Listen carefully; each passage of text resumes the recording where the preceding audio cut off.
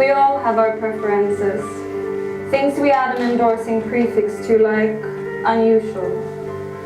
Some gather theirs as neat representations of a veiled core surrounded by a crust, draped in fabrications.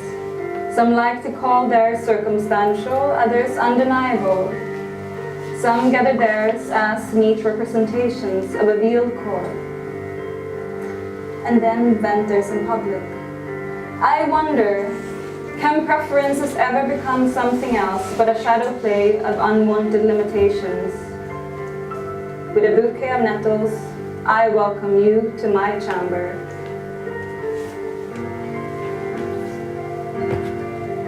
Let's think for a moment of what it takes to bake an idea. No solo genius, I can tell you that much. Frankly, in my research, I've learned this. If you want to become successful with selling your ideas, there can be no fear of failing. So think about it. Psyche of Doubt is a container, and I've buried mine 2,000 meters underground. Hear how it squeaks. Professor Challenger, don't awake this giant creature, please.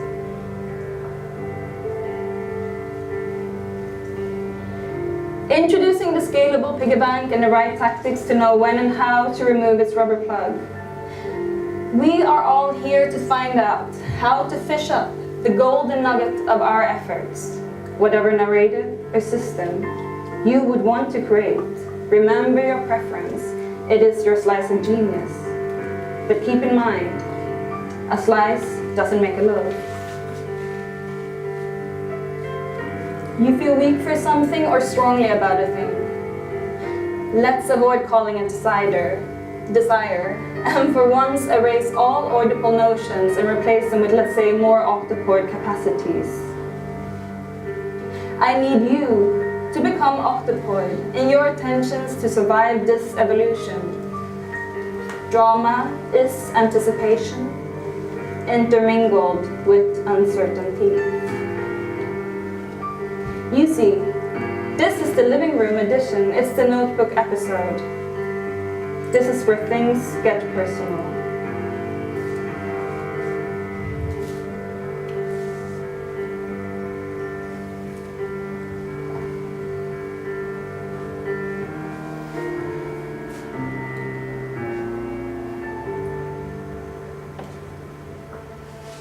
Welcome. Step inside. Sit down. Don't hesitate. Beautiful. Make yourself comfortable. Totally. I won't take up your time, literally, an imminent function of my theme park. You will understand by the time that you exit this room. Listen, I'm trying to keep things simple on ground level.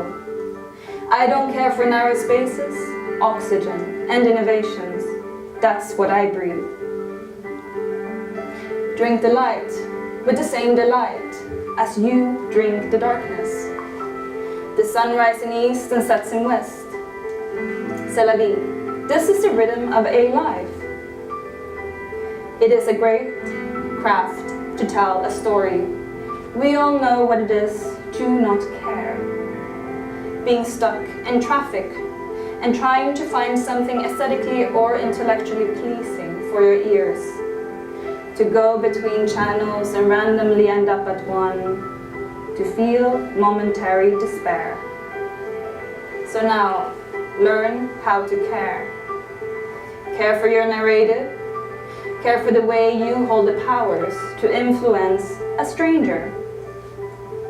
Like someone you pass in the street, meet and greet. Look them in the eyes and smile like a flame. Etch yourself into the lives of others. Make them remember you.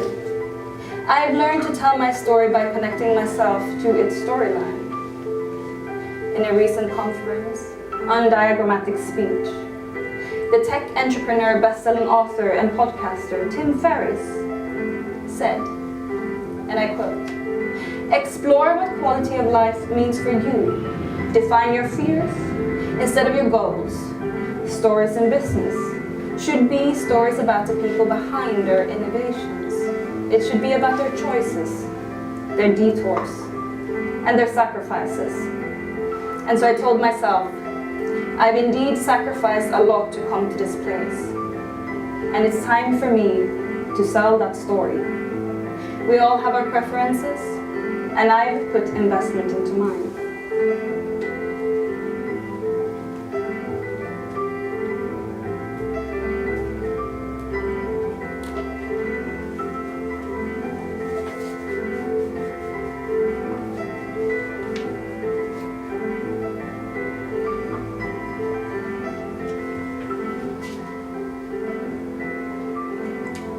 Motto of the day: stay foolish, stay hungry, wishing for more, wishing for more, wishing for more, wishing for more, wishing for more, my mantra, my melody, my machine.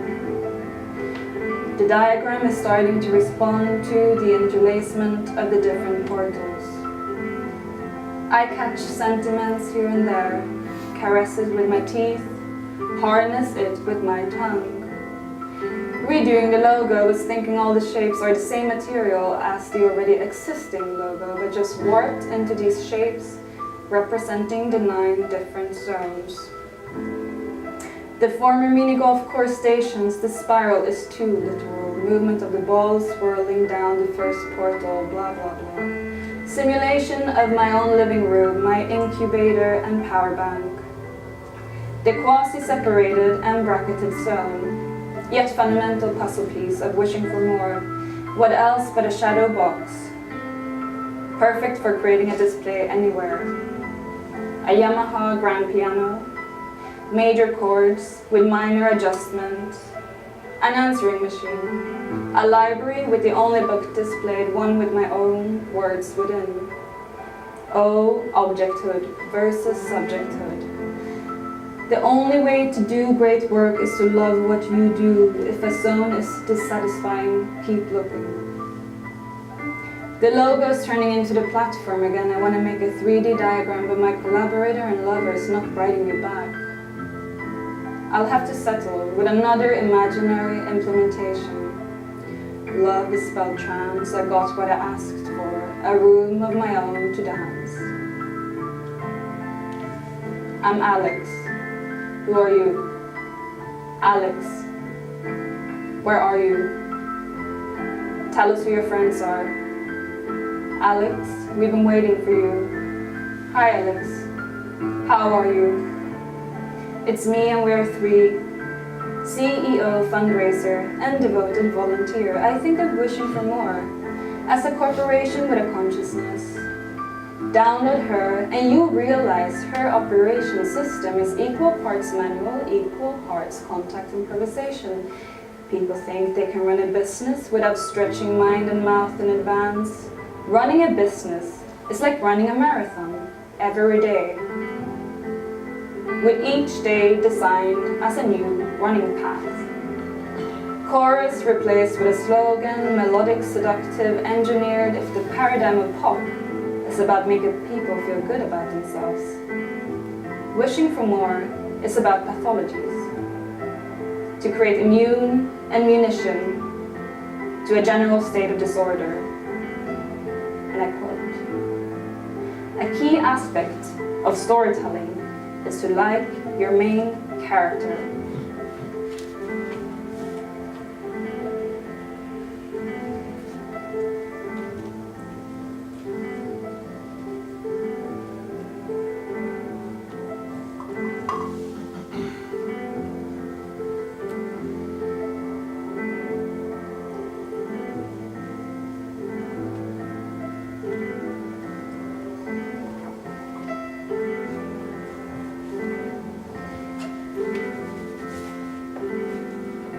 The answering machine is in fashion again, and it's not only a retro novelty, but now comes with an inbuilt function of translating your recorded messages to a more favorable prose.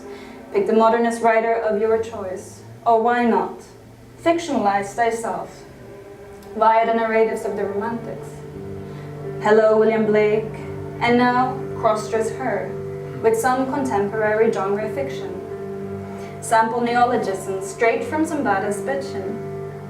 Whipping up chaos in the streets with their brassy tongues in cheek.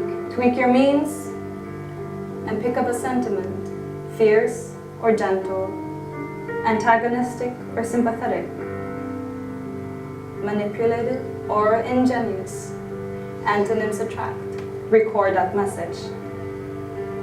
Wishing for more is a trickle upside down low motion startup concept turned theme park for site-specific endeavors targeted at stay hungry adults with an appetite for priceless advice. It is a promise of undefined kind, whispered in a dream state. Mnemonically inhaled, just like invisible product placement. Charmless glamour, just a vague memory of something taking place in an unawakened state. A memory hole. So how about never waking up? Living the dream, just got a new plot twist. So, all of my episodes take place in a different zone, each fabricated after the demand of their very market and audience. The premise of my theme park is such, and so, this is the home zone, comfort zone, don't think so. It's a prequel to the greenhouse, one that holds the key to this entire saga. It's where the wishing for is conflated and congested into a real-time scenario. Let's rewind and now observe the wishing for more cycle together. The situatedness of each zone yet visited.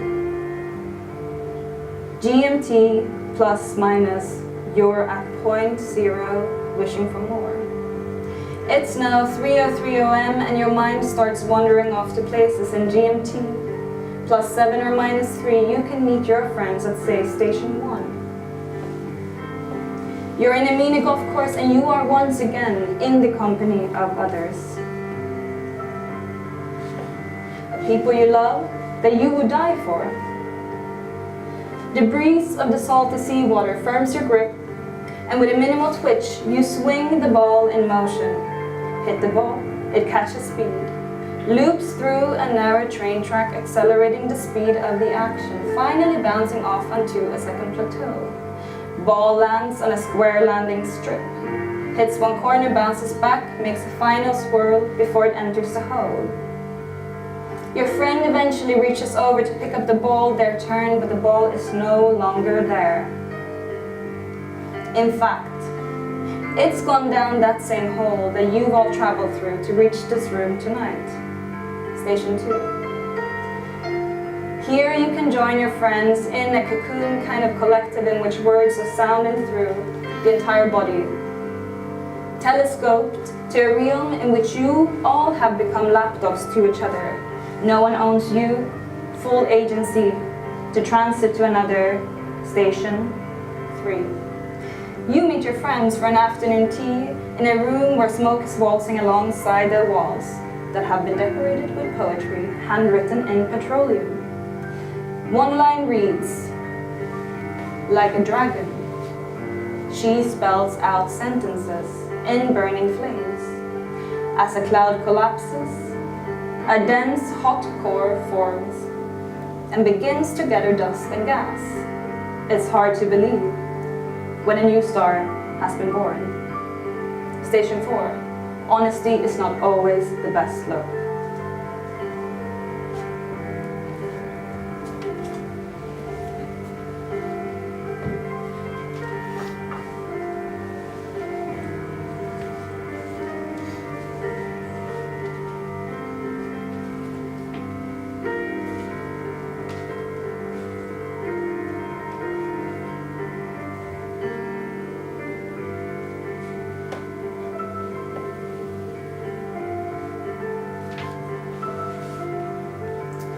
Glass bones, iron heels, shiny lips, nails to grip, a building, I'm in a building, where are you? Phone dies, the building is all about sexy crops of body parts. Underwear on first floor, wine in basement, pillows on the second, kitchen supplies on third, forking to the fourth. Interiors all over and people sitting down. Finally I sit down to charge. To down coffee, to watch the view. Where's the socket? There's the socket. occupied by a man of some kind in the Samsung Galaxy S7 charging. Wears a black suit like a whale pressing through difficult times. Things that cross my mind. Vernacular, of having been brought up by many mothers but also none, I counter tongues and then I slit mine, twist it.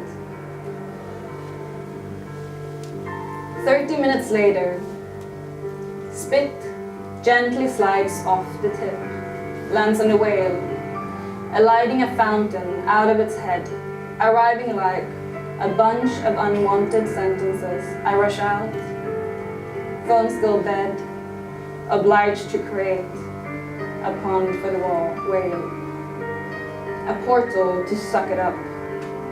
Subtle sigh, comes silent roar, comes sirens, how alarming. All things unsaid. So I say it. Yesterday I misspelled a sentence thrice. Lack, lost, latency. Or how was it?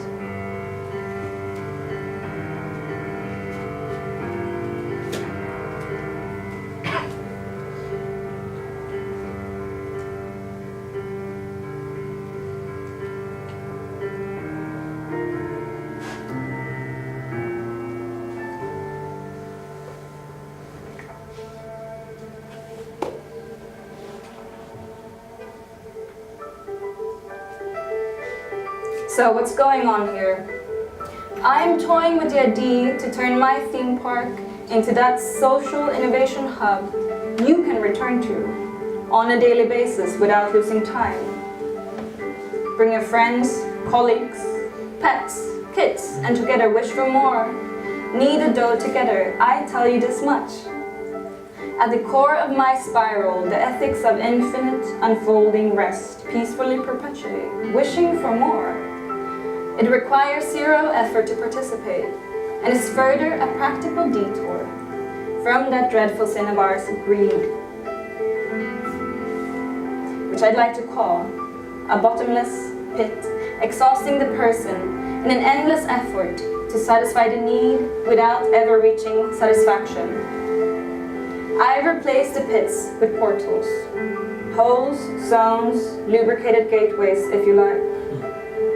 Wishing for more is a yearning for a more equitable narrative of winning, a collective fabulation of other realities. Shall we not just stop caressing the limitations of our collective imaginations? Wishing for more? Fill in the blanks yourself. Please stop me if I'm telling you things you already know. In my humble opinion, something must have gone wrong when all that people wish for is the known. Wishing for more is different, more radical, not foreseeable, hypothetical, not hypocritical. Consider it as unknown territory, without a map. So listen carefully how you all came to enter this zone. You want to find a better version of yourself? Only serious adventurers here. No conventional thinking, please. I won't pay for your lip service if you've already paid for mine. Wishing for more tries to measure what you actually want to do, and not what you say you would like to do. It breeds imperative traits for your success.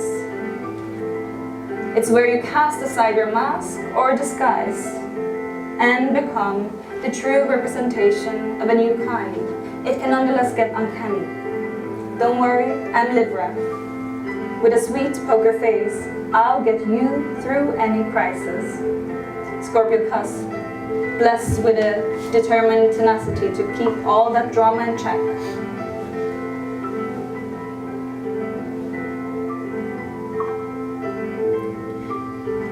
What kind of corrupted voice is speaking? She seems totally out of character, experimenting with representation, the manipulating subject as one that is stuck in its world. Wishing for exits and entrances wherever she goes. Scattered, fragmented, nebulous, but also targeted as such. The ambiguous becomes a selling point in an economy of cliché, Who is she? If you ask her, she'll say, tell me your morning routine, and I'll forecast the next 5 years of your business herself. She eats short life advice from the best in the world for breakfast, followed by a morning routine, morning class in self-deception, and a hot shower in some metropolitan rainwater. Starts all her emails with, Dear career-conscious executive, she calls her writerly self, her double, shadow, and enemy. Her voice contains the cities, the trauma of transport, of dispossessing her time but also en route, always a slogan ahead. Nifty logos are so passé, she tells her clients. Welcome to 2019, debrand the rebrand. The economic recession demands not only boldlessness but also cluelessness. Steal someone's words, make them sharper. Appropriate someone's brand and language. Turn it into your gold mine. Sacrifice a friend in this lottery of private property. Before you leave, remember, your path is not determined prior to the challenge. Deadlocked will the gate to another zone remain unless you turn the wheel to your profit. When the ground is fertile and ready for seed investment, i.e. prototyping, and market validation. Consider yourself in the third phase, time to harvest.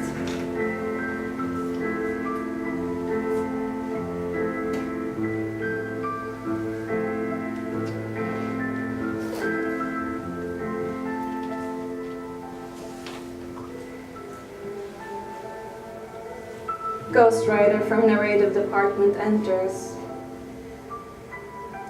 I will conclude with a personal anecdote, as I assume you all already expect me to. So I read my presentation. To my friend the other day, she tells me it's too loose, your idea, still in a philosophical state. It's a theme park, I tell her. It needs to pertain to some kind of allegory set within a predetermined functionality. Eye rolls, she tells me. Use your administrative capacity to create clear sentences. You know, row breaks, breathing pauses even. Maybe your fandom of gossip, being some sort of political state of affairs.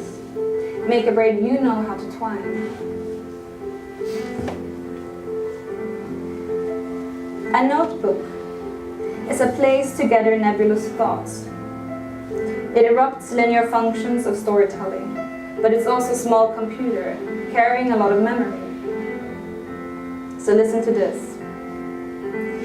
If the criterion to create sense is to speak with one voice, I'll withdraw. Find me in the periphery of your attention span.